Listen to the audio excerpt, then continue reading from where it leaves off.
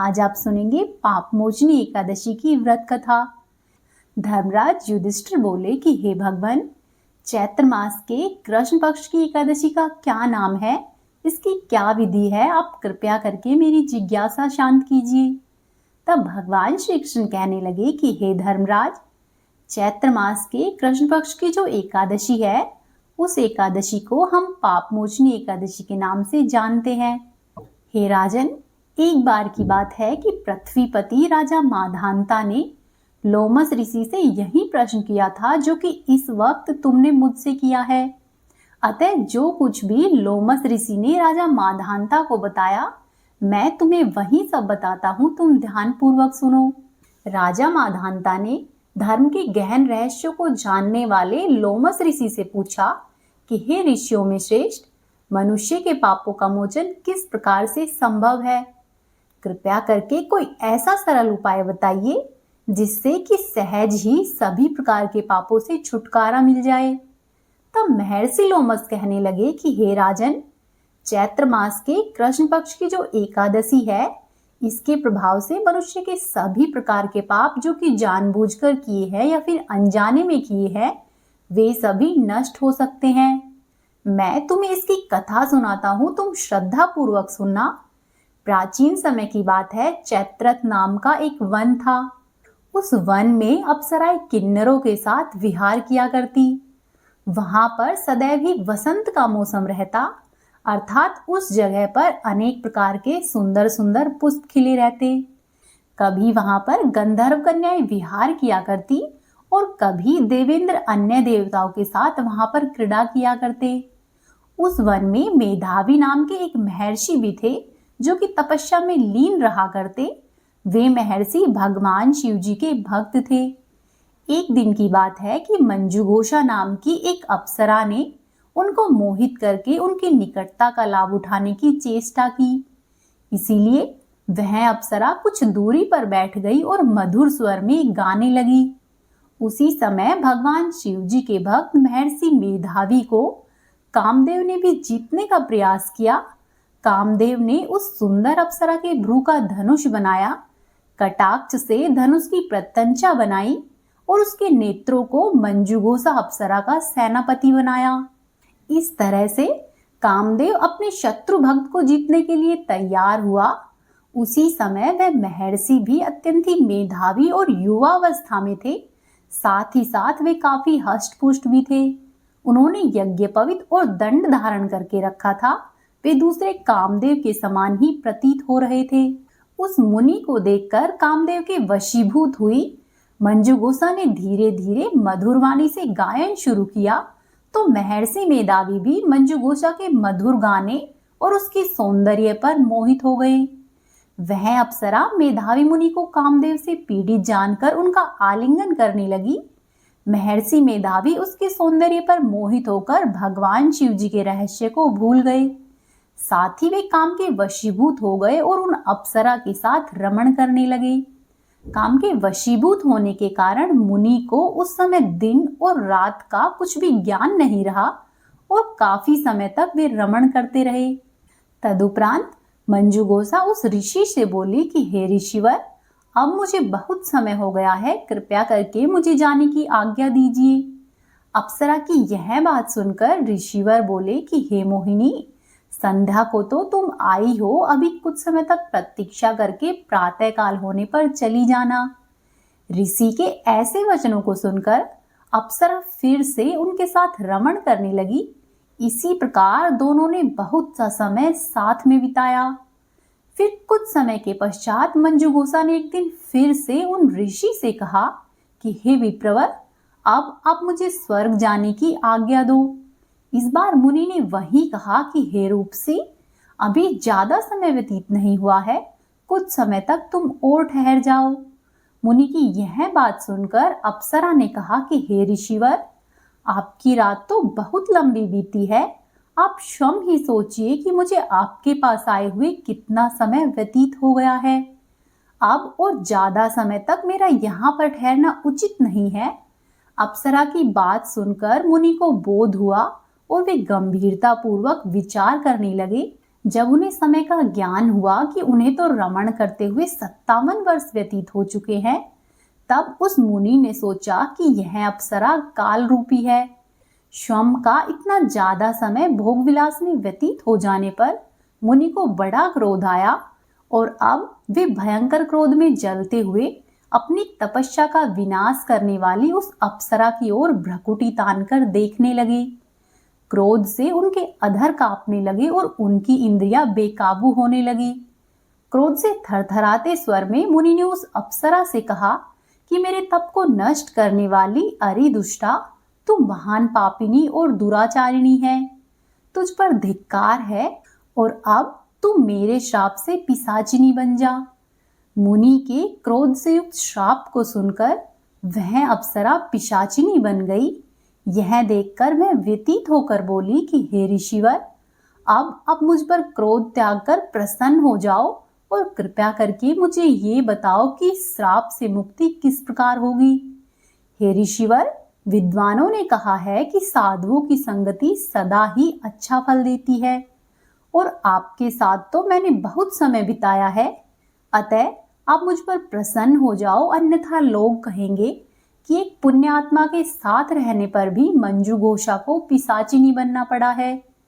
मंजू घोषा की यह बात सुनकर मुनि को अपने क्रोध पर ग्लानि हुई और साथ ही अपनी अपकीर्ति का भी भय हुआ। अतः पिशाचिनी बनी हुई उस मंजू घोषा से मुनि ने कहा कि तूने मेरा बहुत बुरा किया है, किंतु फिर भी मैं तुझे श्राप से मुक्ति का उपाय बताता हूँ। चैत्र मास के कृष्ण पक्ष की जो एकादशी है उसका नाम पापमोचिनी एकादशी है। उस एकादशी का उपवास करने से तेरी पिशाचिनी देह मुक्ति पा लेगी। ऐसा कहकर मुनि ने उसको व्रत का सभी विधान बताया और फिर अपने पापों का प्रायश्चित करने के लिए वे अपने पिता महर्षि च्यवन के पास पहुंचे। तब च्यवन ऋषि ने अपने मेधावी पुत्र को देखकर कहा कि हे पुत्र, तुमने ऐसा क्या किया है कि तेरे सभी पुण्य नष्ट हो गए हैं, साथ ही तेरा तप भी इतना नष्ट हो गया है और तुम्हारा तेज मलिन जान पड़ता है। तब मेधावी मुनि ने लज्जा से अपना सिर झुकाया और कहा कि हे पिताजी, मैंने एक अप्सरा से रमण करके बहुत बड़ा पाप किया है और इसी कारण मेरा सारा तेज और मेरा सारा तप नष्ट हो गया। आप मुझ पर दया करें और इस पाप से छूटने का कोई उपाय बताइए। तब ऋषि ने कहा कि हे पुत्र, तुम ऐसा करो, चैत्र मास के कृष्ण पक्ष की जो पापमोचनी एकादशी है उसका भक्ति पूर्वक उपवास करना। ऐसा करने से तुम्हारे सभी प्रकार के पाप नष्ट हो जाएंगे। अपने पिता महर्षि च्यवन के वचनों को सुनकर मेधावी मुनि ने पापमोचनी एकादशी का विधि पूर्वक व्रत किया और उसके प्रभाव से उसके सभी प्रकार के पाप नष्ट हो गए। मंजू घोषा अप्सरा भी पापमोचनी एकादशी का उपवास करने से पिशाचिनी की देह से छूट गई और फिर से अपने सुंदर रूप को पाकर स्वर्गलोक में चली गई। फिर लोमस मुनि कहते हैं कि हे राजन, इस पापमोचनी एकादशी के प्रभाव से समस्त प्रकार के पाप नष्ट हो जाते हैं। इस एकादशी की कथा को सुनने और पढ़ने से 1000 गायों के दान जितना फल मिलता है। साथ ही इस उपवास के करने से ब्रह्महत्या करने वाले, स्वर्ण चुराने वाले, मद्यपान करने वाले, अगम्य गमन करने वाले इत्यादि भयंकर पाप भी नष्ट हो जाते हैं और अंत में स्वर्गलोक की प्राप्ति होती है। अब आप सुनिए एकादशी माता की कहानी, जो कि एकादशी के व्रत में आवश्यक रूप से कही या फिर सुनी जाती है। एक बार की बात है, एक बूढ़ी अम्मा थी। बूढ़ी अम्मा 12 मासी एकादशी का व्रत किया करती। एक बार एकादशी का दिन आया तो बूढ़ी अम्मा ने बड़े ही भक्ति भाव और चाव से व्रत रखा, पूजा अर्चना की। वैसे तो बूढ़ी अम्मा को इस वृद्धावस्था में क्या ही चाहिए था, परंतु फिर भी बूढ़ी अम्मा ये सोचकर व्रत रखा करती कि मेरे व्रत रखने से इनका पुण्य फल मेरे आने वाली पीढ़ियों तक को मिलेगा, इससे मेरे पुत्र पौत्र और नाती नातिनों को भी सौभाग्य मिलेगा। ऐसा सोचकर बूढ़ी अम्मा एकादशी के सभी व्रत रखती। एक बार व्रत के दौरान बूढ़ी अम्मा को बहुत प्यास लगी। उन्होंने खुद को रोके रखने की कोशिश की, दिन में पूजा पाठ किया, कथा सुनी और पंडित जी को मिट्टी के पात्र में भरकर पानी और ऋतुफल दान में दिए। दोना भर भर कर बूरा बाटी। उन्हें गर्मी के कारण बहुत अधिक बेचैनी हो रही थी। इस कारण से बड़ी देर तक बूढ़ी अम्मा पानी में बैठी रही, पानी के कुल्ले करती रही, मुंह धोती रही, परंतु पानी नहीं पीती। धूप बहुत तेज पड़ रही थी, इस कारण से उनका मुंह बार बार सूख रहा था और बूढ़ी अम्मा की बेचैनी बढ़ती जा रही थी। एक तो बुढ़ापा और दूसरी इतनी भयंकर गर्मी। वृद्धावस्था की स्थिति तो कुछ और ही होती है। जैसे तैसे करके रो धोकर बूढ़ी अम्मा का दिन तो कट गया, परंतु अब उनके सामने पूरी रात पहाड़ के समान थी। उसे काटना उन्हें बड़ा ही कठिन लग रहा था। खटिया पर पड़ी हुई थी, परंतु फिर भी अम्मा को शांति नहीं मिल रही थी। वे बार बार करवट बदलती रही। अनेक बार वे बाहर जाती और फिर से भीतर आ जाती। उन्हें न तो घर के अंदर शांति मिलती, न ही घर के बाहर। वे पड़े पड़े एकादशी माता का स्मरण करती रही और कहती कि हे माता, आप मेरी लाज रखिएगा, आप ही मुझे शक्ति दे दीजिएगा, जिससे कि मैं भली भांति अपने व्रत को पूरा कर सकूं और फिर ये पहाड़ की सी रात शांतिपूर्वक बीत जाए।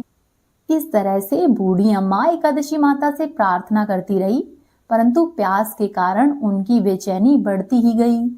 उन्होंने धैर्य रखने का बहुत प्रयास किया, किंतु अंत में उनकी सहनशीलता टूट गई और वे घबराकर एकदम जोर से चिल्ला पड़ी कि बचाओ बचाओ। अम्मा का चिल्लाना सुनकर परिवार के सभी लोग आ गए। उसके बेटे, पोते, बहुए और अड़ोसी पड़ोसी सभी इकट्ठे हो गए। खटिया के समीप आकर उन्होंने पूछा कि अम्मा क्या हो गया, आप क्यों चिल्ला रहे हो? आप इस वृद्धावस्था में इतना कठिन व्रत क्यों कर रहे हो? तब अम्मा के पड़ोसियों ने भी कहा कि अम्मा, व्रत रखने की एक उम्र होती है, तुम इस उम्र में व्रत क्यों रख रही हो? परंतु अम्मा ने उनमें से किसी की भी एक बात नहीं मानी और उन्होंने निश्चय किया कि आज तो मैं एकादशी व्रत को पूर्ण करके रहूंगी। फिर अम्मा ने अपने बच्चों से कहा कि तुम ऐसा करो, मेरी छाती पर ठंडे पानी का एक घड़ा रख दो। अम्मा के बच्चों ने वैसा ही किया, पानी का घड़ा रख दिया। नातियों ने दादी की छाती पर ठंडे पानी का पात्र रख दिया। तब उन्हें थोड़ा बहुत आराम मिला और थोड़ी देर के लिए अम्मा ने अपनी आंखें बंद कर ली। एकादशी माता ने सोचा कि ये बूढ़ी अम्मा तो बहुत कठोर है, जरा जाकर इसकी परीक्षा लेती हूँ। ऐसा सोचकर एकादशी माता आधी रात को मुर्गा बनकर टेर लगाने लगी। मुर्गे की आवाज सुनकर दादी अम्मा जल्दी से उठी और बाहर जाकर आसमान की ओर देखा, किंतु आसमान में उन्हें कहीं भी प्रातःकालीन तारे नहीं दिखाई दिए। अम्मा सोचने लगी कि ये मुर्गा क्यों और कैसे बोल गया, परंतु उन्होंने फिर भी अपने व्रत का पारण नहीं किया। अब अम्मा का मन थोड़ा विचलित होने लगा। अंत में उन्होंने निश्चय किया कि मैं अपना व्रत नहीं छोड़ूंगी, चाहे मेरे प्राण ही क्यों न निकल जाए। ये सोचकर वे फिर से अपनी खटिया पर पड़ गई। थोड़ी देर बाद एकादशी माता ने फिर से उसकी परीक्षा लेनी चाहिए। अब एकादशी माता ने एक छोटी सी बालिका का रूप धारण किया और एक गिलास में शरबत लेकर अम्मा के सिरहाने आकर खड़ी हो गई और जोर से बोली कि दादी, सवेरा हो गया है, उठो और शरबत पी लो। पहले तो अम्मा ने शरबत का गिलास देखा और उनका मन ललचाने लगा, परंतु फिर उन्हें याद आया कि मेरा तो एकादशी का व्रत है, मैं शरबत कैसे पी सकती हूँ। फिर वे शांतिपूर्वक अपनी खटिया पर लेटी रही, कुछ नहीं बोली। थोड़ी ही देर में एकादशी माता वहां से अंतर्ध्यान हो गई। फिर थोड़ी देर बाद अम्मा को ऐसा लगा कि जैसे किसी ने उसे कुएं में पटक दिया हो, पर अम्मा बड़ी देर तक उस कुएं के अंदर हाथ पैर चलाती रही, किंतु उन्होंने अपने मुंह में पानी की एक बूंद भी नहीं जाने दी। वे दृढ़ता पूर्वक अपने व्रत का पालन करती रही। थोड़ी ही देर में न जाने कहां से उनके सामने आग जलने लगी, जिससे कि गर्मी बढ़ने लगी और प्यास के कारण प्राण निकलने को ही थे। किंतु बूढ़ी अम्मा का कुछ भी नहीं बिगड़ा, वे जहां की तहां बैठी रही। थोड़ी देर में अम्मा को ऐसा लगा कि बाहर जोर से प्रकाश हो रहा है। अम्मा अपनी खाट से उठी और बाहर जाकर देखा तो अभी सवेरा होने में 3-4 घंटे बाकी थे। यह जानकर अम्मा शांति पूर्वक इधर उधर घूमने फिरने लगी। एकादशी माता ये बात अच्छे से समझ गई कि ये बूढ़ी अम्मा किसी भी प्रकार से अपने व्रत को नहीं तोड़ेगी। वे उनके व्रत के निश्चय को अच्छी तरह से समझ गई और फिर अपने धाम को चली गई। सवेरा होते ही बूढ़ी अम्मा ने स्नान किया, भगवान का पूजा पाठ किया, तुलसी माता की पूजा की, एकादशी माता की कथा सुनी, तुलसी माता की कथा सुनी, ब्राह्मणों को दक्षिणा दी, भोजन कराया, तब जाकर उन्होंने जल ग्रहण किया। फिर अम्मा ने कन्याओं को भोजन कराया और उसके बाद स्वयं भी भोजन किया। उस व्रत के प्रभाव से बूढ़ी अम्मा की आयु में वृद्धि हो गई। उनके घर परिवार में जो कुछ कमी थी सब कुछ एकादशी माता और श्री हरि विष्णु भगवान की कृपा से पूरी हो गई। उनके घर में अब किसी भी तरह की सुख सुविधाओं का अभाव नहीं रहा था। बेटे पोते नाती नातिनों सब से उनका घर भरा पूरा था। और फिर बूढ़ी अम्मा अपने जीवन काल के सभी प्रकार के सुखों को भोगकर अंत में वैकुंठ लोक को चली गई। और बूढ़ी अम्मा ने जाते समय अपनी बहुओं से कहा कि वे भी एकादशी व्रत को अवश्य ही रखती रहे, इस परंपरा को आगे बढ़ाती रहे। उनकी बहुओं ने भी कहे अनुसार किया और वो भी एकादशी का व्रत पूरी श्रद्धा और विश्वास से रखने लगी। तो जो भी भक्त एकादशी का व्रत पूरे विश्वास और श्रद्धा से रखते हैं, श्री हरि विष्णु भगवान, एकादशी माता, तुलसी जी और माँ लक्ष्मी की उन्हें विशेष कृपा मिलती है और उनके दुख दरिद्रता दूर होने लगते हैं और मनोवांछित फल की प्राप्ति होती है। अब आप सुनिए तुलसी माता की कहानी, जो कि एकादशी व्रत में आवश्यक रूप से कही या फिर सुनी जाती है। सावर्णी मुनि की पुत्री तुलसी अपूर्व सुंदरी थी। उनकी इच्छा थी कि उनका विवाह भगवान नारायण के साथ हो। इसीलिए इस इच्छा को पूरा करने के लिए तुलसी जी ने श्री नारायण की तपस्या बद्री वन में की। तुलसी जी की दीर्घकालीन तपस्या से ब्रह्मा जी प्रसन्न हुए और प्रसन्न होकर दर्शन दिए और कहा कि हे तुलसी, तुम्हारी क्या इच्छा है। तब तुलसी जी ने कहा कि हे ब्रह्मदेव, आप अंतर्यामी हैं, सबके मन की बात जानते हैं। फिर भी मैं अपनी इच्छा आपको बताना चाहती हूँ कि भगवान नारायण मुझे पति के रूप में मिले। ब्रह्मा जी ने कहा कि हे तुलसी, तुम्हारा अभिष्ट हो, नारायण अवश्य ही तुम्हें पति के रूप में मिलेंगे। किसी अपराध के कारण तुम्हें श्राप मिला है। इसी प्रकार भगवान श्री नारायण के एक पार्षद को भी दानव कुल में जन्म लेने का श्राप मिला हुआ है। उसमें नारायण का अंश विद्यमान रहेगा। इसीलिए इस जन्म में पूर्व जन्म के पाप के शमन के लिए संपूर्ण नारायण तो नहीं, नारायण के अंश से युक्त दानव कुल में जन्मे उस श्रापग्रस्त पार्षद से तुम्हारा विवाह होगा। श्राप मुक्ति होने पर भगवान श्री नारायण सदा सर्वदा के लिए तुम्हारे पति हो जाएंगे। तब तुलसी जी ने ब्रह्मा जी के इस वरदान को स्वीकार लिया, क्योंकि मानव कुल में जन्म के कारण उन्होंने मायावी भोग तो भोगना ही था। अब तुलसी बद्रीवन में ही रहने लगी। नारायण का वह पार्षद दानव कुल में शंखचूर के नाम से पैदा हुआ और कुछ समय के बाद ही वह भ्रमण करता हुआ बद्रीवन में आया। वहां पर उसने तुलसी को देखा। उसको देखते ही वह तुलसी पर मोहित हो गया और तुलसी के सामने उसने विवाह करने का प्रस्ताव रखा। इतने में ही ब्रह्मा जी वहां पर आ गए और तुलसी जी से कहा कि तुलसी, शंखचूर को देखो, इसमें कैसा तेज है, इसका कैसा स्वरूप है। दानव कुल में जन्म लेने के बाद भी ऐसा लगता है मानो शरीर में नारायण का ही वास हो। तुम इसका प्रस्ताव सहर्ष स्वीकार कर लो। तुलसी जी को भी लगा कि उनकी तपस्या पूर्ण हुई, उन्हें इच्छित फल मिला है। इस प्रकार शंखचूर के साथ उनका गंधर्व विवाह हो गया और तुलसी जी शंखचूर के साथ उनकी पत्नी बनकर उसके महल में आ गई। शंखचूर ने अपनी परम सुंदरी सती साध्वी पत्नी तुलसी के साथ बहुत दिनों तक राज्य किया। उसने अपने राज्य का इतना अधिक विस्तार कर लिया कि देवलोक तक उसके अधिकार में आ गए। वहीं स्वर्ग का सुख भोगने वाले सभी देवताओं की दशा अब दयनीय हो गई। शंखचूर धर्म पूर्वक राज्य करता था, वह किसी को भी कष्ट नहीं देता था। वहीं देवतागण अधिकार छिन जाने और राज्य छिन जाने से परेशान थे। तब सभी देवतागण मिलकर श्री ब्रह्मा जी, विष्णु जी और शिव जी की सभा में गए तथा सभी देवताओं ने अपनी विपत्ति कह सुनाई। तब ब्रह्मा जी ने कहा कि तुलसी परम साध्वी है, उसका विवाह मैंने ही शंखचूड़ से कराया था। शंखचूड़ को तब तक नहीं हराया जा सकता या नहीं मारा जा सकता जब तक तुलसी का सतीत्व नष्ट नहीं हो जाए। तब श्री विष्णु जी ने कहा कि शंखचूड़ पूर्व जन्म में मेरा पार्षद था। शाप के कारण उसे दैत्य कुल में जन्म लेना पड़ा। इस जन्म में भी उसमें मेरा अंश व्याप्त है। साथ ही तुलसी के पतिव्रत धर्म से वह अजय है।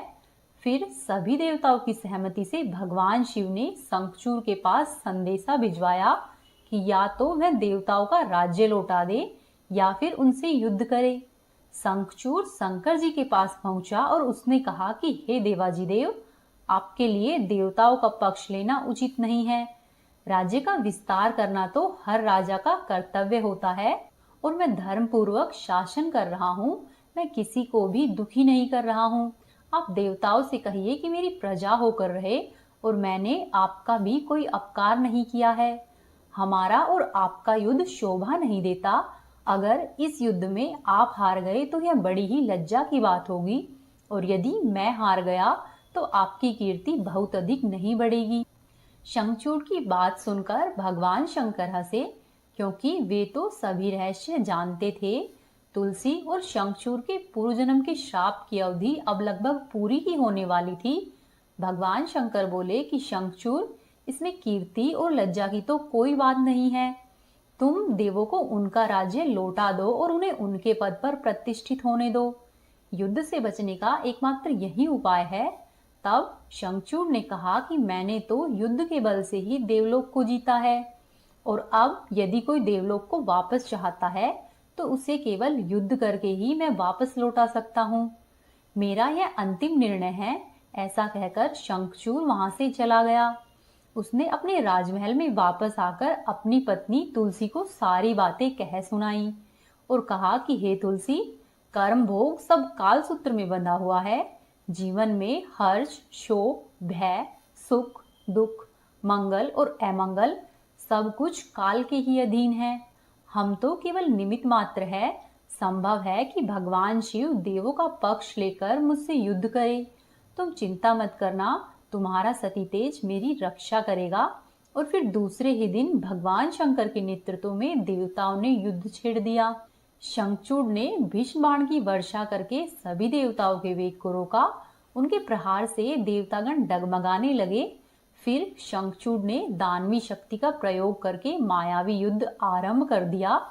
युद्ध स्थल पर वह दिखाई नहीं देता, परंतु उसके अस्त्र और शस्त्र देवताओं पर प्रहार कर रहे थे। कई दिनों तक इसी तरह से भयंकर युद्ध चला। शंखचूड़ पराजित ही नहीं हुआ। तब भगवान शिव ने श्री विष्णु जी से कहा कि हे हरि, कुछ उपाय करो, अन्यथा मेरा सारा यश मिट्टी में मिल जाएगा। तब श्री विष्णु जी ने सोचा कि बल से तो शंखचूड़ को हराया नहीं जा सकता, अब इसे छल से ही हराना पड़ेगा। तब उन्होंने तुरंत ही अपने स्वरूप को शंखचूड़ जैसा बनाया और अस्त्र व शस्त्रों से सुसज्जित होकर वे तुलसी जी के महल में आ पहुंचे। वहां पर तुलसी जी के पास पहुंचकर बोले कि हे प्रिय, मैं युद्ध जीत आया।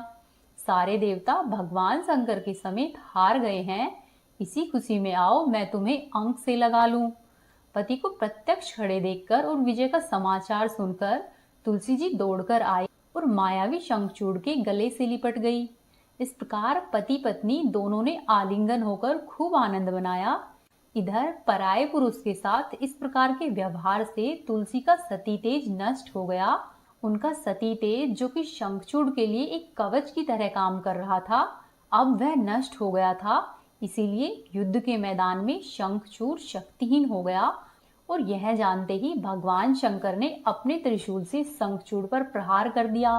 त्रिशूल के लगते ही शंखचूड़ जलकर भस्म हो गया और शंखचूड़ के मरने का जानकर श्रीहरि विष्णु अपने असली रूप में आ गए और अपने सामने अपने पति के स्थान पर श्रीहरि विष्णु को देखकर तुलसी बहुत आश्चर्यचकित हुई। अब उसे पता चल गया था कि स्वयं नारायण ने उसके साथ छल किया है। तब क्रोध में आकर तुलसी जी ने श्रीहरि विष्णु को श्राप दिया कि एक स्त्री का सतीत्व भंग करने के अपराध में आप हृदयहीन पत्थर हो जाओगे। तब भगवान श्री हरि विष्णु ने तुलसी जी के श्राप को सिरोधार्य किया और कहा कि हे देवी, तुम्हारे और शंखचूड़ के कल्याण के लिए मुझे ऐसा करना पड़ा। तुम दोनों को श्राप से मुक्त कराना था। तुम भी अब अपना ये शरीर त्याग कर तुलसी के रूप में जन्म लोगी और मेरी पूजा तुलसी दल से होगी। मैं शालिग्राम पत्थर बनूंगा, मेरे शीश पर तुम सदैव ही विराजमान होगी। तुम्हारे पति की हड्डियों के चूर्ण से शंख की उत्पत्ति होगी और उसी शंख की ध्वनि से देवताओं और मेरी पूजा आराधना होगी। हे देवी, जहाँ पर शंख की ध्वनि होगी वहां मैं सदैव ही विराजमान रहूंगा। तुमने पूर्व जन्म में बद्री वन में मुझे पाने के लिए कठोर तपस्या की थी। अब अगले जन्म में मैं नारायण प्रस्तर के रूप में बद्रीनाथ वन में स्थापित होऊंगा और मेरी पूजा अर्चना फल फूल से नहीं होकर तुलसी दल से होगी। तुम सदैव ही मेरे शीश पर विराजमान होकर मुझसे भी ऊंचा पद प्राप्त करोगी और मेरा भोग भी तुम्हारे बिना स्वीकार नहीं होगा। प्रेम पूर्वक बोलिए श्री हरि विष्णु भगवान की जय, तुलसी माता की जय। तो ये थी आज की कथाएं। उम्मीद है आपको पसंद आई होगी। यदि आपको पसंद आई है तो चैनल को जरूर सब्सक्राइब कीजिए, वीडियो को लाइक करें और कोशिश करें कि अपने 1 या 2 दोस्तों के साथ वीडियो को शेयर करें। हरे कृष्णा।